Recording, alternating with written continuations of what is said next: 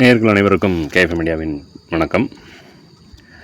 சமூக வலைதளங்கள்லேயும் செய்தி தொலைக்காட்சிகளும் பார்த்திங்கன்னா சமீப காலமாக ஒரு பேர் அடிபட்டுக்கிட்டே இருக்குது. என்னென்னு பார்த்தீங்கன்னா எப்ஸ்டீன் ஃபைல்ஸ்.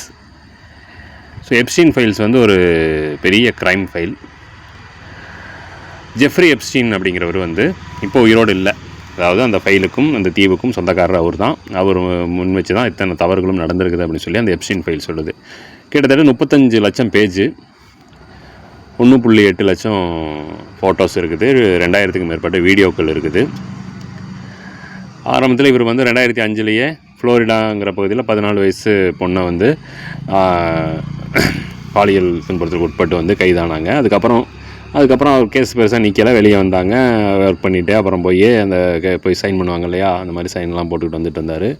ஸோ அதுக்கப்புறம் தான் 2015 மேலே தான் கேஸ் ஸ்ட்ராங் ஆகி 2019 அவர் மறுபடியும் ஜெயிலில் அடைச்சாங்க. மறுபடியும் பார்த்திங்கன்னா பிரச்சனையாகி சூசைட் பண்ணிக்கிட்டாருங்கிறதோட இந்த ஃபைலை வந்து க்ளோஸ் பண்ணிட்டாங்க. இவர் தான் முழுக்க இந்த இதுக்கு காரணம். அதாவது அந்த என்ன சொல்லுதுன்னா, எப்ஸ்டீன்ங்கிறது ஒரு தனி தீவு. அந்த தீவுக்குள்ளே பல ஆடம்பர பங்களாக்கள்லாம் கட்டி அதில் வந்து சிறுமிகள் பெண்கள் எல்லாம் வச்சு பாலியல் தொழிலுக்கு உட்படுத்தியிருக்காரு. அதில் நிறைய பிரபலங்கள் சம்மந்தப்பட்டிருக்காங்க. அதாவது பிஸ்னஸ் பிரபலங்களாக இருக்கட்டும், அதுக்கப்புறம் நடிகர்கள், இந்த மாதிரி நிறைய பேர் இதில் வந்து சம்மந்தப்பட்டிருக்காங்க. ஸோ கடந்த வருடம் தர்மஸ்தலா சம்பவம் பற்றி நம்ம பார்த்தோம். தொண்டை நிறைய பிணங்கள் அப்படிலாம் வருது இல்லைங்களா. அதே மாதிரி இங்கேயும் பல்வேறு சம்பவங்கள் நடந்திருக்குது. இப்போ தான் அந்த ஃபைல்ஸை வந்து அமெரிக்க அரசாங்கம் வந்து வெளியிடலான்னு சொல்லிட்டு ஒரு குழு மூலமாக வெளியிடுறாங்க. இதில் பார்த்திங்கன்னா பெரிய மில்லியனியர் இருக்கக்கூடியவங்க பேரெல்லாம் இதில் இந்த ஃபைல்ஸில் இடம்பெறுது. Bill Clinton, Michael Jackson, Trump, Elon Musk, Steven ஹிட்டு, அவங்க எல்லாமே வந்து இந்த ஃபைல்ஸில், இன்னும் பல பேர் இருக்காங்க, அவங்க எல்லாமே சம்மந்தப்பட்டிருக்காங்க.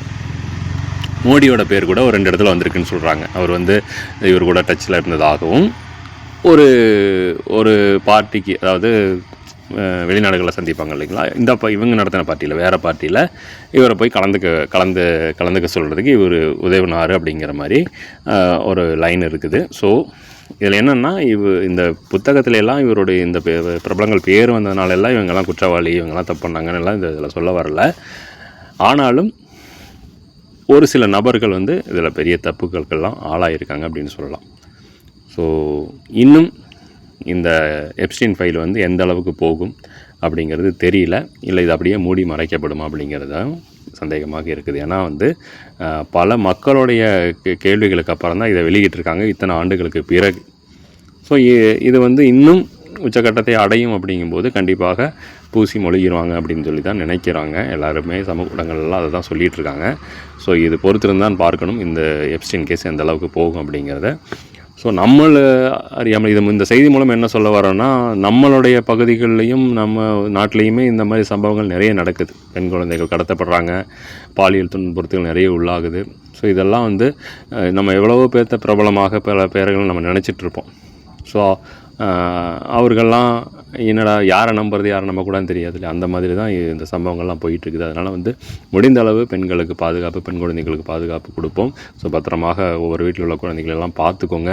தயவுசெய்து அந்நிய நபர்களோட பழகும் போதெல்லாம் கொஞ்சம் பார்த்து கேர்ஃபுல்லாக இருக்க சொல்லிக் கொடுங்க அப்படிங்கிறது இந்த பதிவு மூலமாக சொல்லிக்கிட்டு, மீண்டும் மற்றும் ஒரு கருத்துடன் மற்றும் ஒரு விஷயத்தை பற்றி பேசுவோம். நன்றி, வணக்கம்.